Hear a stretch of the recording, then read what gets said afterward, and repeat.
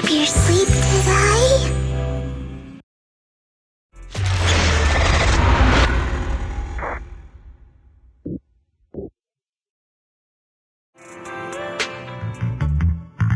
When I got here, the other Lord Phaethon said you were resting on the couch and just let me in.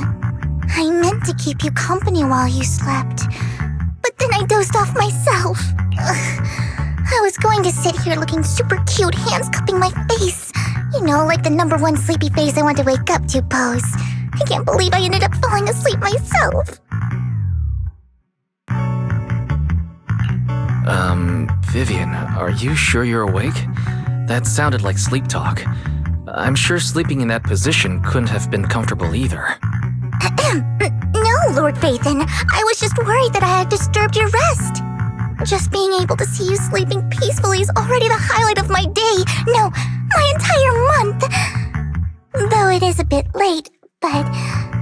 Good morning, Lord Phaethon. You're here super early today, Vivian. Is there something urgent? Mockingbird's death has stirred up quite the storm. I took some time to gather intel.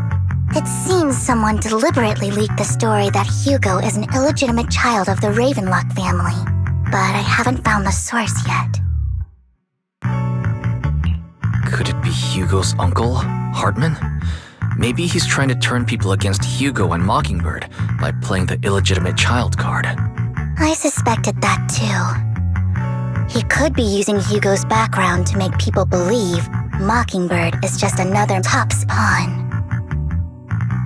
To the upper class, Mockingbird may be insignificant, but it has a loyal following among regular folks.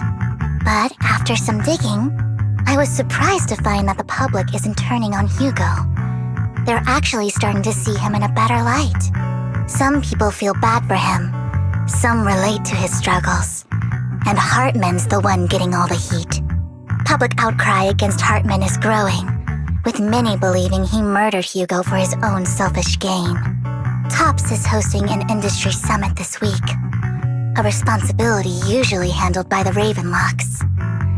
But my sources tell me another family has taken over this year at the last minute. If I'm not mistaken, Tops is intentionally keeping its distance from the Ravenlock family due to the current public sentiment. Based on our past experience with Hartman, he's not the type to sit back and let anyone mess with his power or interests. And that's what worries me. Hartman, in all likelihood, must have taken the sacrifice core. And now that he has this bargaining chip, who knows what kind of deal he'll strike with the Exaltists. Sorry for interrupting.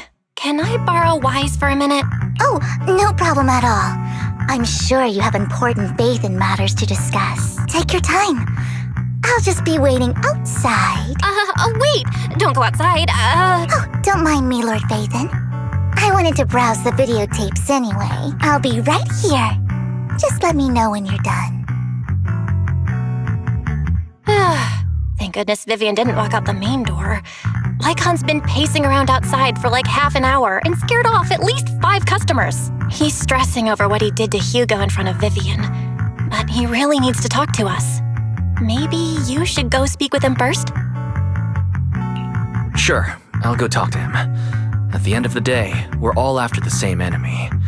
As proxies, we should become the bridge between them.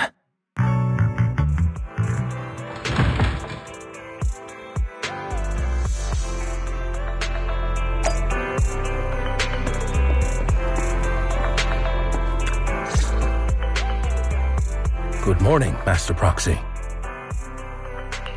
Good morning. Belle just let me know you wanted to talk to us and Vivian about something? Yes, it's an urgent request from the mayor, one that directly affects New Eridu's safety. However, before we get into the details, as a former member of Mockingbird, I'm concerned about Miss Vivian. Hugo made many mistakes and betrayed the principles of Mockingbird, but I'm certain he didn't intend to put Miss Vivian or you in danger. I don't know Miss Vivian very well, and I was the one who took her companion's life. I might not be the right person to comfort her, but I hope she doesn't regret the choices she made. or lose faith in the path she chose. Vivian doesn't seem down at all. In fact, she's been actively gathering intel. I think she's handling this with even greater calm than I am. If you're feeling bad about what happened with Hugo, it might be a good idea to talk to Vivian directly. From what I've seen, she's not as fragile as you might think. That's reassuring to hear. I trust your judgment. You've always had a sharp eye for people. Would you mind coming in with me? I'd like to apologize to Miss Vivian in person. Sure, but just to be clear, I'm staying neutral and not picking sides. You both have your own stance on this. As a proxy, I'll do my best to help facilitate honest communication. I respect that. Thank you.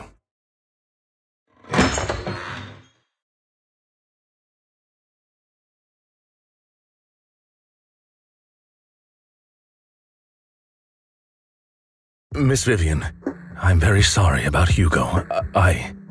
You don't have to explain anything. I'm also part of Mockingbird. Mockingbird stands on more than just gain, so it won't fall when fortunes shift. Hugo had his fixations and ambitions. I also have things I must see through. I'm determined to get to the bottom of the Exaltists and the sacrifices. Miss Vivian, as a former member of Mockingbird, you have my deepest respect. You have my word whatever comes next. I would never harm you or Master Proxy. As for Hugo, please accept my condolences. Condolences? That's not necessary. Mockingbird has plenty of tricks up its sleeves. This isn't the kind of act that ends so easily. Wouldn't you agree? You're right. I'm glad you guys are on the same page, but why do I feel like I'm being left in the dark? Master Proxy, I believe we all share the same goal. Uncover the truth of the Exaltists and the sacrifices. The Mayor has tasked me with inviting you to take on this mission, in hopes we can work together moving forward. If the Mayor wants to work with us, I trust he will demonstrate his sincerity in kind. Mockingbird will not serve as a pawn for the powerful. That will never change. Of course. While the Mayor cannot handle this personally, he will make sure we have all the intel and support we need. Miss Vivian, I know you have your own intelligence network, but for some high-profile shady dealings, perhaps the Mayor can provide you a different perspective. Please, take your time to discuss. If you're open to collaborating, I'll set up a call with the Mayor so he can speak with you both directly. Belle, Vivian, and I need to think this through carefully with everything at stake. It's not a decision we can make lightly. Of course, I completely understand. When you've made up your minds, you can find me at the Ballet Twins.